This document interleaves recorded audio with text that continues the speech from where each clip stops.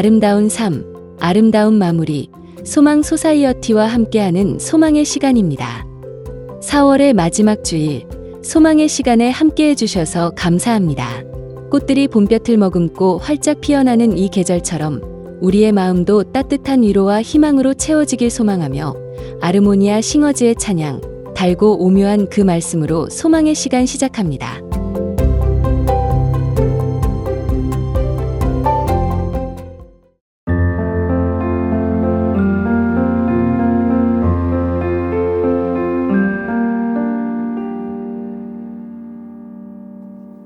달고묘한 그 말씀, 생명의 말씀은 귀한 그 말씀, 진실로 생명의 말씀이 나의 길과 믿음 밝히 보여주니 아름답고 귀한 말씀, 생명샘이로다.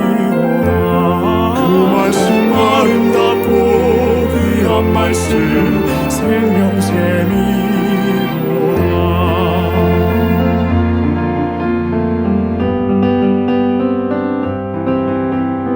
귀한 주님의 말씀은 내 노래 되도다.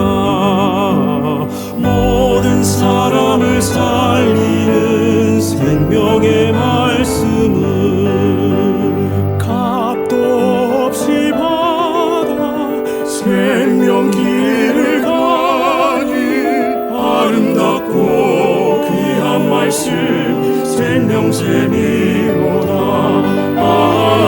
아름답고 귀한 말씀, 생명샘이로다. 주님의 말씀은 생명이라. 그 귀한 말씀은 내 노래라. 나의 길과 믿음 밝히 보여주니 아름답고 귀한 말씀, 생명샘이로다. 아름답고 귀한 말씀, 생명샘이로다.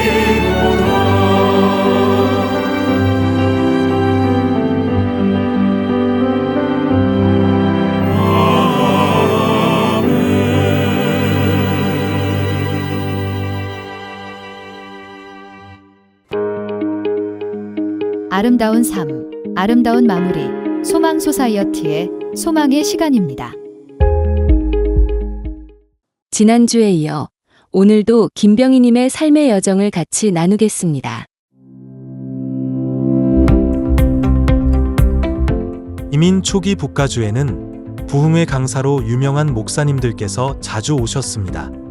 이천석 목사님, 김고광 목사님, 이호문 목사님, 강달의 목사님 등 여러 목사님들께서 해마다 오셔서 갈급한 이민자들에게 복음을 전해 주셨습니다.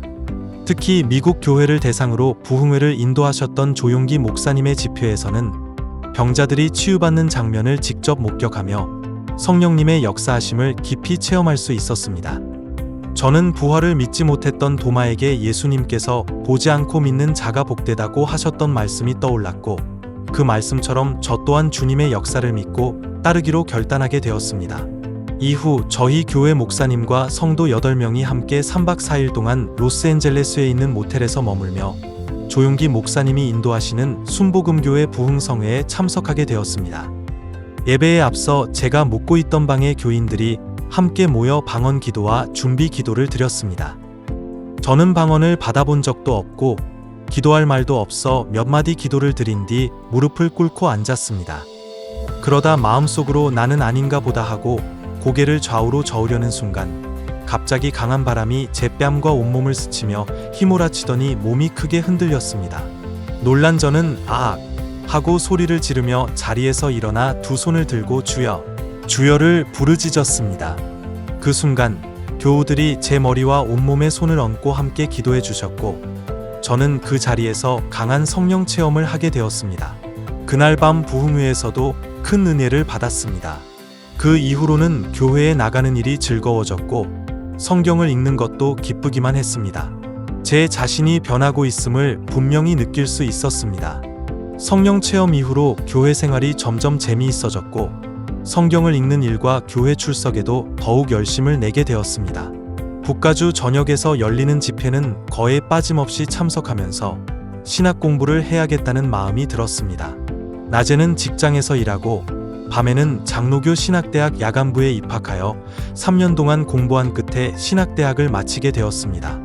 하지만 졸업의 마지막 관문은 학장님과 교수님들, 그리고 성도들 앞에서 직접 현장 설교를 하는 것이었습니다.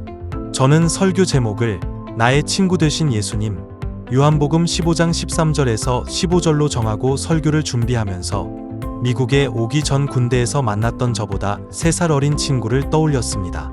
그 친구와 저는 만나기만 하면 서울 시내를 함께 걸으며 깊은 이야기를 나누는 정말 친한 사이였습니다. 그러나 그 친구는 콩팥이 좋지 않아 의병 제대를 했고 말단 공무원으로 일하다가 1년쯤 지나 남은 콩팥마저 문제가 생기고 말았습니다. 저는 담당 의사를 찾아가 제 콩팥을 이식하겠다고 했지만 불가능하다는 답을 듣고 크게 실망했던 기억이 있습니다.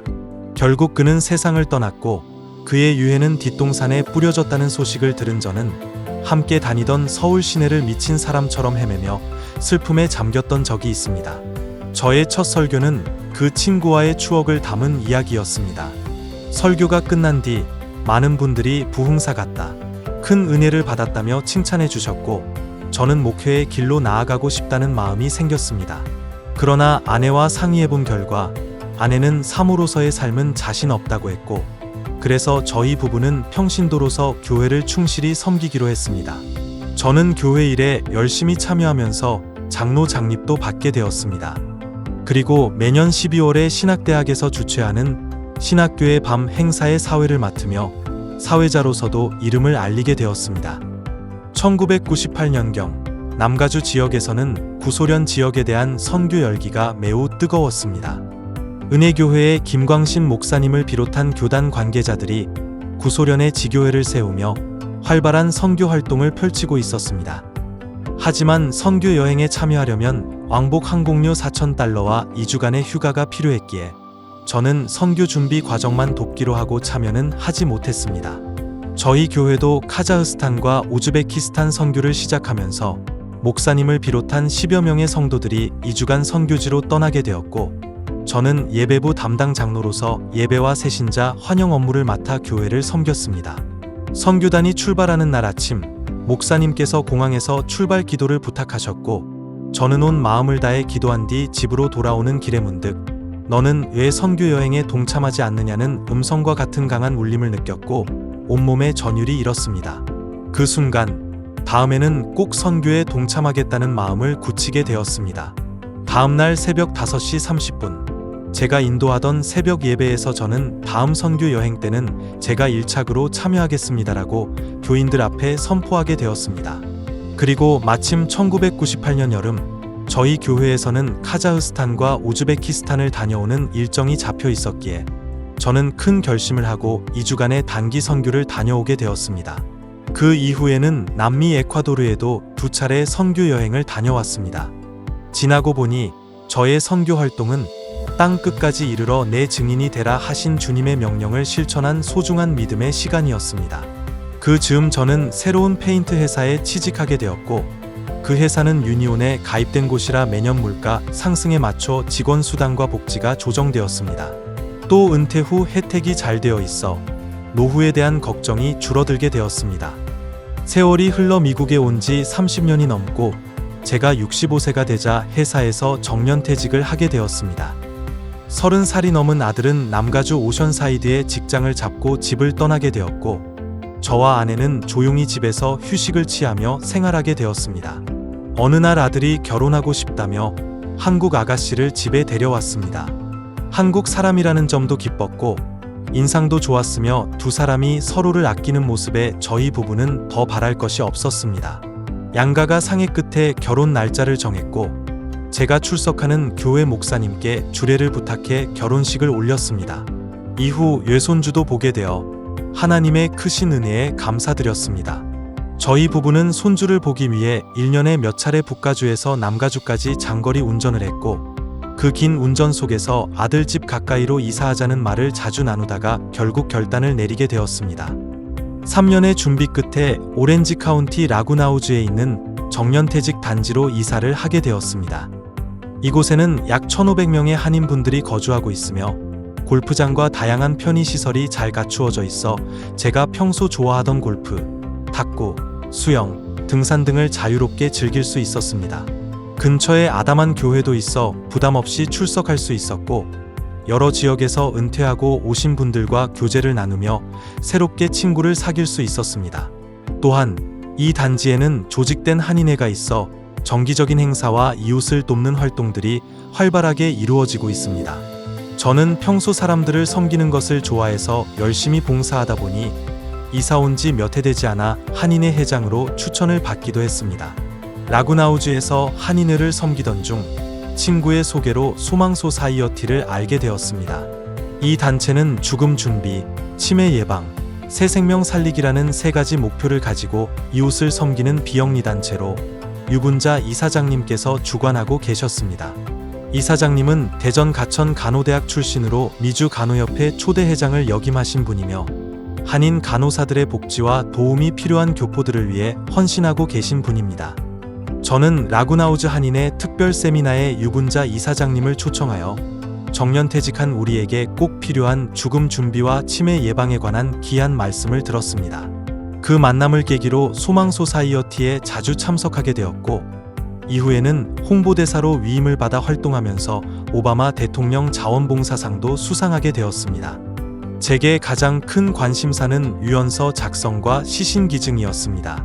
어느 날 새벽 예배를 마치고 집으로 돌아오는 길에 미국에서 많은 혜택을 받고 살아온 내가 시신기증을 통해 의학 발전에 조금이나마 보탬이 되어야겠다는 결단을 하게 되었고 이후 제 영향으로 라구나우주에서도 UCI 일과대학의 시신을 기증하신 분들이 150명이 넘게 신청하셨으며 지금도 관련 문의가 이어지고 있습니다. 몇 년 전 한국 방문 중 대전 시내를 지나가다 가천대학교라는 간판이 눈에 들어왔고 그 순간 유분자 이사장님이 이 학교 출신이라는 것이 떠올랐습니다. 존경하는 이사장님을 생각하며 곧바로 휴대폰을 꺼내 이사장님께 카카오톡 메시지를 드렸습니다. 이사장님, 제가 지금 대전 가천대학교 앞을 지나고 있습니다. 이사장님께서는 저도 업무차 서울에 와 있는데 시간이 되시면 며칠 뒤 강남에서 뵙지요라고 답해 주셨고 그렇게 해서 며칠 후 서울 강남의 한 음식점에서 즐거운 만남을 가지게 되었습니다. 정말 보잘것없는 시골 소년 하나가 하나님의 은혜 가운데 수많은 고비를 지나 여기까지 오게 되었고 이제는 제가 어디서 왔는지 어디로 가는지 무엇을 위해 살아야 하는지를 분명히 깨닫게 되었습니다. 이 모든 여정 가운데 함께하신 하나님과 주위의 귀한 분들께 깊이 감사드리며 모든 영광을 하나님께 올려드립니다. 할렐루야, 주님을 찬양합니다.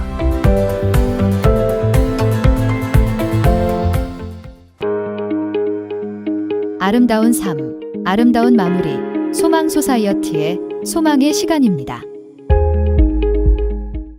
유분자 소망 소사이어티 이사장은 바람꽃 건도원에서 자서전을 쓰면 치유에 효과가 있습니다. 세상에 후회 없는 인생은 없습니다. 수십 년 얽히고 설킨 인생사를 돌아보며 정리하다 보면 가슴에 응어리졌던 아픔들이 녹아내리면서 심리적 치유의 경험을 하게 된다고 합니다. 힘든 삶 살아내느라 애썼다. 역경을 이겨내느라 수고했다며 스스로를 위로하고 자기 자신을 보다 이해하며 사랑하게 됩니다. 또한 자서전은 기록으로 남으면서 자녀들과 손주들에게 교훈을 줄 수가 있습니다. 가족이라고 서로가 서로를 잘 아는 게 아닙니다. 자서전을 보면 자녀들은 아버지, 어머니가 이렇게 사셨구나 하며 더욱 진한 정을 느끼고 삶의 가치를 배우게 된다라고 이야기합니다. 그동안 평범하지만 결코 평범하지 않은 강혜옥, 김동현, 김병희님의 삶의 이야기를 같이 나누었는데요. 어떠셨나요? 여러분께서도 각자의 삶을 돌아보시고 또 자녀와 손주들을 위해 여러분의 삶의 이야기를 써보시면 어떨까요? 다음 주부터는 한 세기 가까운 세월을 살아오시다 하나님의 부르심을 따라 평안히 눈을 감으신 고 김선흥님의 삶의 이야기를 소개해드립니다. 노년에 이르러서도 인생 뭐 있나 즐겁고 흥겹게 살면 되는 거지라며 콧노래를 흥얼거리시며 딸이 운영하는 노인센터에서 사랑과 감사, 축복의 삶을 살아가셨던 고 김선웅님의 인생 여정 궁금하시지요? 다음 주 소망의 시간 많은 기대 부탁드립니다. 이 시간에는 남성 건강과 관련된 중요한 주제, 바로 전립선염에 대해 이야기 나눠보겠습니다. 전립선염은 젊은 남성부터 중장년층에 이르기까지 다양한 연령대에서 나타날 수 있는 질환으로 배뇨곤란이나 골반 통증, 불편감을 유발할 수 있습니다. 그 원인과 치료법은 형태에 따라 다르며 세균성 전립선염과 비세균성 만성 전립선 통증 증후군으로 나뉩니다. 오늘 이 시간을 통해 전립선염의 증상과 진단, 그리고 치료 방법에 대해 자세히 알아보겠습니다. 전립선염은 전립선에 생긴 염증으로 생각보다 흔한 질환입니다. 매년 약 200만 건의 진료가 전립선염으로 인해 이뤄질 정도로 많은 남성들이 겪고 있습니다. 전립선염의 대표적인 증상으로는 따갑거나 통증을 동반한 배뇨, 자주 또는 급하게 소변을 보고 싶은 느낌, 특히 야간, 사정시 통증, 허리와 회음부, 음낭과 항문 사이의 통증 등이 있습니다. 전립선염은 일반적으로 4가지 범주로 나눌 수 있습니다.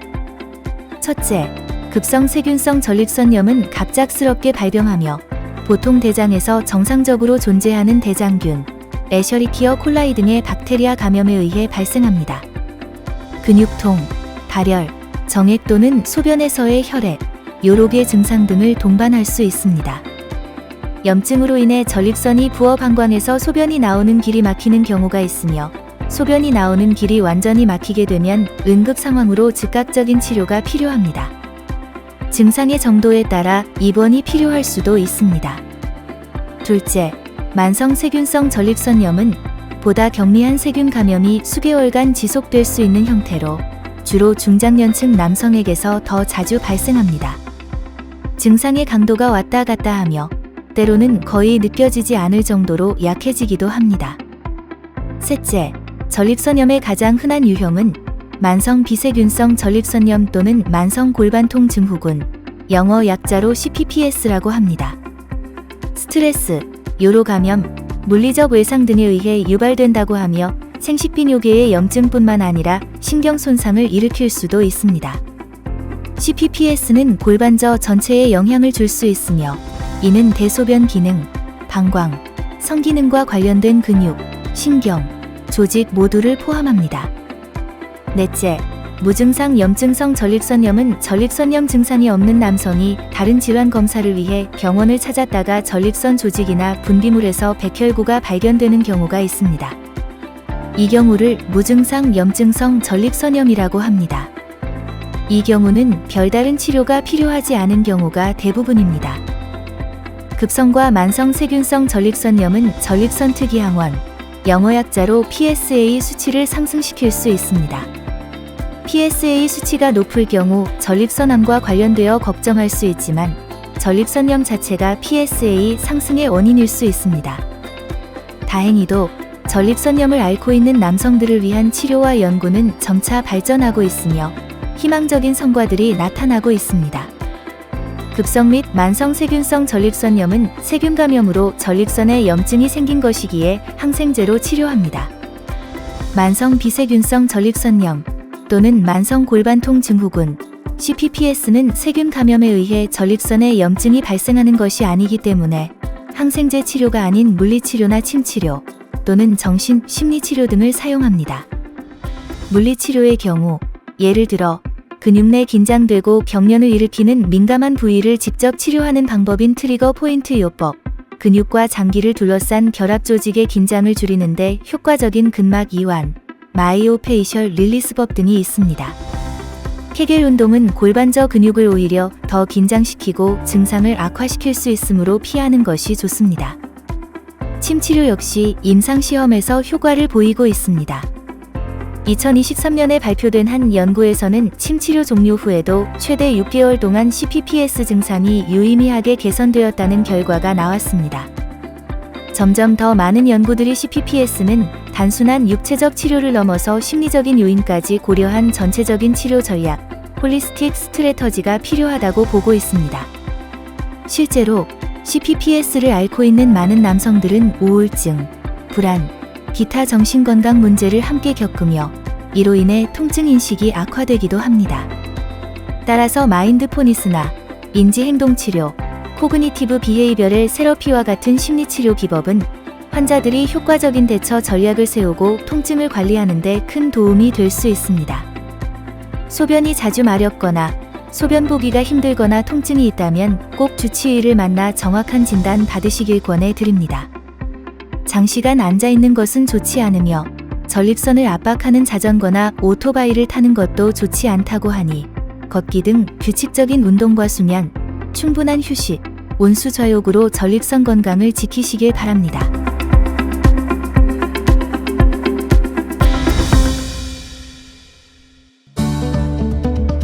아름다운 삶, 아름다운 마무리. 소망 소사이어티의 소망의 시간입니다. 이 시간은 말씀을 통해 우리의 삶을 돌아보고 새로운 영적인 길을 찾는 귀한 시간이 되길 바랍니다. 오늘 남가주 새누리교회 박성근 목사님께서 전해주실 본문은 고린도전서 15장 16절에서 26절이고 설교 제목은 그러나 벗의 믿음으로 살자입니다. 하나님의 말씀 안에서 깨달음과 은혜가 가득한 시간이 되시길 바랍니다. 인생을 살아가는 방식에는 두 가지 형태가 있습니다. 하나는 주어진 조건을 따라 사는 삶이고 또 하나는 그 조건을 뛰어넘는 삶입니다. 전자를 만약의 삶, what if의 삶이라고 부른다면 후자는 그러나의 삶, but의 삶이라고 부를 수가 있을 것입니다. 만약의 삶이라고 하는 것은 가정 위에 세워진 삶입니다. 예를 들어서 내가 만일 건강하다면 힘있게 살 것이다.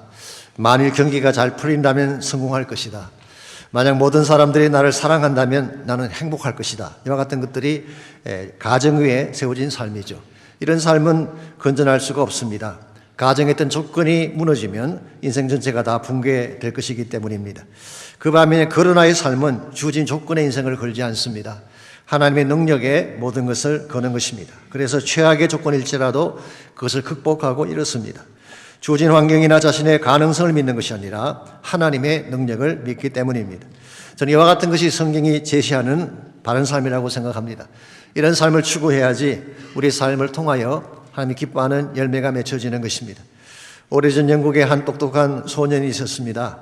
그 소년은 학교에서 친구들 사이에서 작은 천재라고 불릴 정도로 총명하고 재능이 뛰어난 소년이었습니다. 믿음도 얼마나 좋은지 나에 걸맞지 않게 성숙한 믿음을 가진 아이였어요. 그런데 하루는 소년의 눈이 피투성이가 되어서 집으로 돌아온 것입니다. 깜짝 놀란 엄마가 어쩌다 이렇게 됐냐고 물었을 때에 뜻밖에도 아버지가 쏜 총에 맞아서 그렇게 됐다는 것입니다.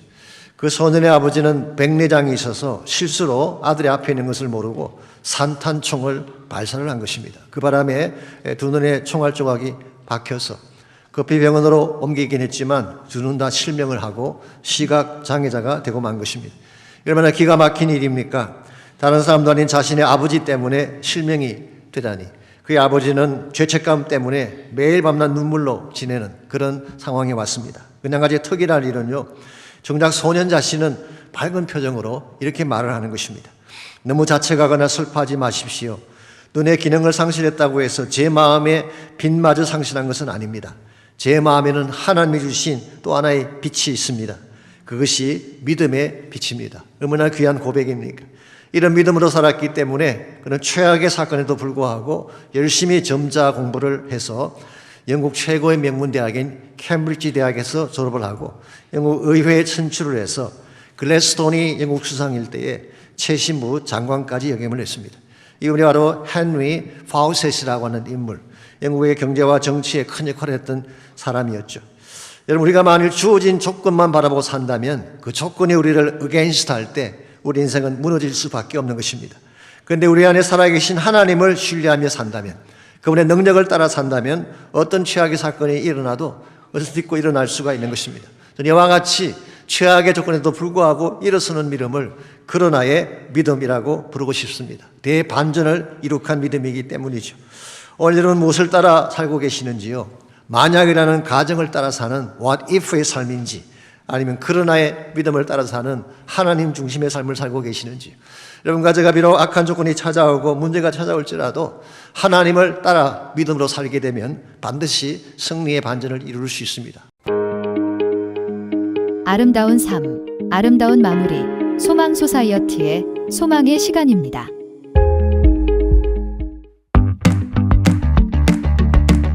소망 소사이어티는 아름다운 삶, 아름다운 마무리라는 슬로건을 걸고 한인 시니어들의 웰빙, 웰에이징, 엘다잉을 위한 교육과 관련 프로그램을 제공하는 비영리 단체입니다. 2007년부터 지금까지 사는 동안 함께 누리고 함께 나누는 아름다운 삶을 살도록 한인 시니어들에게 봉사의 기회를 제공하고 아름다운 기부 문화를 만들어 나가며 당하는 죽음이 아닌 맞이하는 죽음으로 인생의 아름다운 마무리를 할 수 있도록 교육하며 돕고 있습니다. 소망 소사이어티는 사전 의료 지시서가 포함된 소망 유언서를 작성함으로써 뜻하지 않은 질병 혹은 사고로 의식불명 상태가 되었을 때 어떠한 의료 행위를 받을 것인가를 미리 결정하고 문서로 남겨 환자와 가족이 존엄한 임종과 아름다운 마무리를 할 수 있도록 돕고 있습니다. 소망 소사이어티의 메모리 케어 프로그램은 뇌건강 교육, 메모리 테스트, 사전 의료 지시서, 가족 간병인 교육과 지원, 집 안전 평가 및 시니어 이상행동 시 대처법 등을 제공합니다. 치매를 앓고 계시거나 치매 어르신을 돌보고 있는 가족이거나 기억력이 나빠져서 치매가 걱정된다면 소망 소사이어티로 연락 주십시오. 메모리 케어 프로그램을 담당하는 LCSW 니키 베리트이 먼저 카운슬링을 하고 소망의 케어 내비게이터와 연결해서 필요한 도움을 드릴 수 있도록 하고 있습니다. 또한 초기 치매이신 분들을 위한 소셜 프로그램 소망 케어 클래스와 한국말로 진행하는 치매 가족 간병인 지원 모임을 남가주 새누리교회와 오렌지 카운티 애나하임 한인교회에서 운영하고 있습니다. 치매를 앓고 계신 한인 시니어들의 2세 자녀들과 영어가 편한 가족 간병인을 위한 영어로 진행하는 치매 가족 간병인 지원 모임도 비대면 줌으로 진행하고 있고 페이스북 가족 간병인 그룹을 운영하고 있습니다. 페이스북 가족 간병인 그룹에 치매와 가족 간병에 관한 질문을 남겨주시면 답을 드리고 있습니다. 소망 메모리 케어 프로그램에 대한 문의는 소망 소사이어티로 연락 주십시오.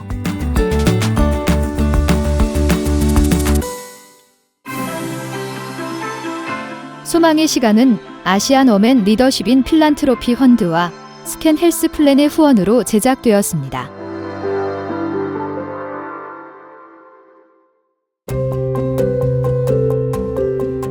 오늘도 소중한 시간 함께 해주셔서 감사합니다. 바쁜 하루 속에서 잠시 멈춰 숨을 고르고 스스로를 돌아보는 이 시간이 여러분께 따뜻한 쉼표가 되었길 바랍니다. 이 시간을 마무리하며 작가 파울로 코엘료의 글거를 함께 나눕니다. 삶은 기다리는 것이 아니라 스스로 만들어가는 여행이다. 누구나 완벽한 순간만을 기다리며 머물 수 있지만 진짜 변화는 우리가 용기 내어 한 발 내디딜 때 시작됩니다. 계절이 바뀌듯 우리 삶에도 쉼과 변화가 찾아오지요. 그 변화 속에서도 나를 잃지 않고 매일의 순간을 소중히 여기는 마음이야말로 가장 단단한 힘이 아닐까 싶습니다. 오늘도 자신만의 여정을 걷고 계신 모든 분들께 응원의 마음을 전합니다. 다음 시간에도 따뜻한 이야기, 유익한 정보로 다시 인사드리겠습니다. 늘 건강하시고 평안한 날들이 이어지길 바랍니다. 지금까지 소망의 시간이었습니다.